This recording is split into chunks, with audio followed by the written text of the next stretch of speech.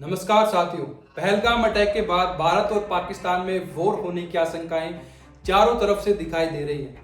जैसे कि पाकिस्तान का एलओसी पर हैवी डिप्लॉयमेंट करना हो या फिर इंडिया ने जो बोल्ड स्टेप्स लिए हैं पाकिस्तान के खिलाफ, जैसे कि इंडस वाटर ट्रीटी का सस्पेंशन, आईएनएस विक्रांत का पाकिस्तान की डायरेक्शन में डिप्लॉयमेंट या फिर इंडियन एयरफोर्स का आक्रमण नाम का मिलिट्री एक्सरसाइज लॉन्च करना। इन सभी स्टेप्स का सीधे तौर पर मतलब है युद्ध। Indian Air Force launched exercise Akraman. The word Akraman literally translates to attack. Rafale and Su-30 jets are in the sky. पर इन सब के बीच सबसे बड़ा सवाल हमारे सामने आता है कि क्या पाकिस्तान से युद्ध करना भारत के लिए बेनिफिशियल है या नहीं। इस सवाल का जवाब जानने से पहले हमें पहलगाम अटैक किस तरह से हुआ, किसने करवाया और इसके पीछे मोटिव क्या था, ये जानना जरूरी है। साथियों, इंडिया टुडे की रिपोर्ट के अनुसार 23 अप्रैल को पहलगाम के बैसारन वैली में 6 से 10 दहशतवादियों ने 26 लोगों की जान ली, जिसमें से एक सुदीप नोपेन नेपाली थे, बाकी 25 भारतीय थे। इस आतंकवादी हमले में लोगों को उनके रिलीजन के आधार पर टारगेट किया गया। मृतकों के परिवारजनों के अनुसार पूछा गया कि क्या तुम हिंदू हो या फिर मुसलमान हो, और अगर आप हिंदू हो तो उनकी जान ले ली गई। 26 साल के इंडियन नेवी लेफ्टिनेंट विनय नारवाल, जिनकी हमले से 6 दिन पहले शादी हुई थी, उनकी पत्नी का कहना है कि अपने पति के साथ भेलपूरी खा रही थी, तभी एक आदमी आया और उसने कहा कि ये मुसलमान नहीं है और उसने उस नेवी ऑफिसर को गोली मार दी। बोला कि ये शायद मुस्लिम नहीं है, उसने उसको गोली मार दी। और कुछ ऐसा ही किया गया सुशील नथानिया के साथ, जो कि क्रिश्चियन थे। उनकी वाइफ जेनिफर नथानिया ने बताया कि उनके पति को कलमा यानी इस्लामिक वर्स पढ़ने को बोला गया और जब वो कलमा नहीं पढ़ पाए तो उनको भी गोली मार दी गई।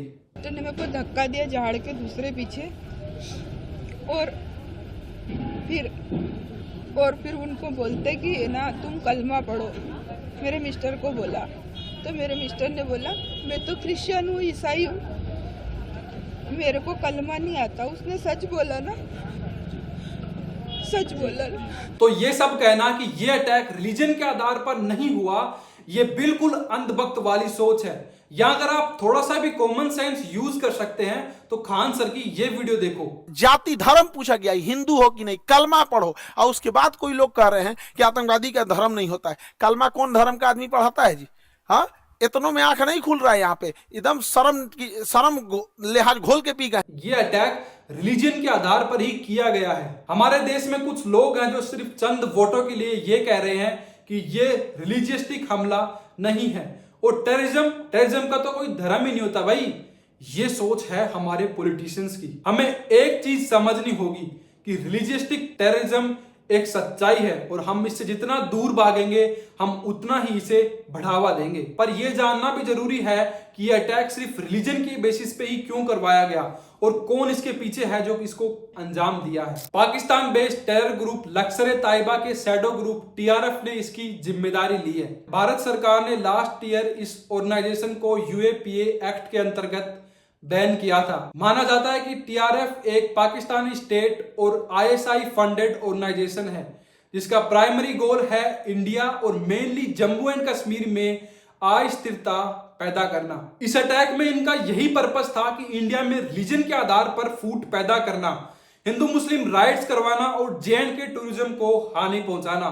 क्योंकि जब से इंडिया में आर्टिकल 370 हटा है, जेएंडके में हर सेक्टर में ग्रोथ देखी जा सकती है, वो चाहे इंफ्रास्ट्रक्चर हो, बिजनेस सेक्टर हो या फिर टूरिज्म सेक्टर हो। सीएनबीसी की एक रिपोर्ट के अनुसार जहां जम्मू एंड कश्मीर में हर साल 20 से 25 लाख टूरिस्ट आते थे, वहां पिछले साल 2 से 2.5 करोड़ टूरिस्ट आए। डेवलपमेंट ही वो कारण है जिसकी वजह से जम्मू एंड कश्मीर में उनकी सेपरेटिज्म की आइडियोलॉजी पीछे छूटती जा रही है। इसीलिए हमें जम्मू एंड कश्मीर में सिक्योरिटी बढ़ानी चाहिए, टूरिज्म को और डेवलप करना चाहिए और हमें हमारे देश में धार्मिक एकता को बनाए रखना चाहिए ताकि उनके सेपरेटिज्म की भावना सफल ना हो। अब इन सब के बीच हमारे पास जो सबसे बड़ा सवाल आता है कि क्या भारत को इस निगरून अटैक के खिलाफ पाकिस्तान पे हमला करना चाहिए या फिर नहीं। भारत सरकार ने जो भी अभी तक स्टेप्स लिए हैं वो सारे सिंबॉलिक है, जैसे इंडस वाटर ट्रीटी का सस्पेंशन हो या फिर अटारी बॉर्डर क्लोज करना हो, पर जैसे 2019 में पुलवामा अटैक के बाद भारत ने बालाकोट एयर स्ट्राइक कर जवाब दिया था, अब भी वैसा ही कुछ तो करना पड़ेगा। बालाकोट एयर स्ट्राइक एक बस मिलिट्री एक्सरसाइज नहीं थी, वो मैसेज था कि इंडिया में माइंडसेट चेंज हो चुका है, टेररिज्म को मुंह तोड़ जवाब दिया जाएगा। बालाकोट एयर स्ट्राइक भारत के लिए एक टैक्टिकल विन थी, लेकिन उसमें कुछ कमियां भी थी, और वो कमी इंडियन फोर्सेस में नहीं थी, वो इंडियन फोर्सेस के द्वारा यूज किए जा रहे इक्विपमेंट्स में थी। हमारे पास मॉडर्नाइज्ड फाइटर जेट्स नहीं थे, हमारे पास मॉडर्नाइज्ड डिफेंस सिस्टम नहीं था, लेकिन आज 6 साल बाद भारत ने उस स्ट्राइक से सीखा और अपने आप में बदलाव किया। जहां हमारा बजट 2019 में $42 बिलियन था, वो अब $75 बिलियन हो चुका है। हमने वेपन्स डिफेंस सिस्टम्स को मॉडर्नाइज किया है। अब इंडियन एयरफोर्स के पास राइफल जेट्स हैं, और अब भारत के पास लॉन्ग रेंज मिसाइल्स हैं, जैसे कि ब्रह्मोस, जो कि एक सुपरसोनिक मिसाइल्स है जिसकी एक्यूरेसी 99.99% है। 2019 में भारत के पास कोई भी बेस्ट एंटी एयरक्राफ्ट सिस्टम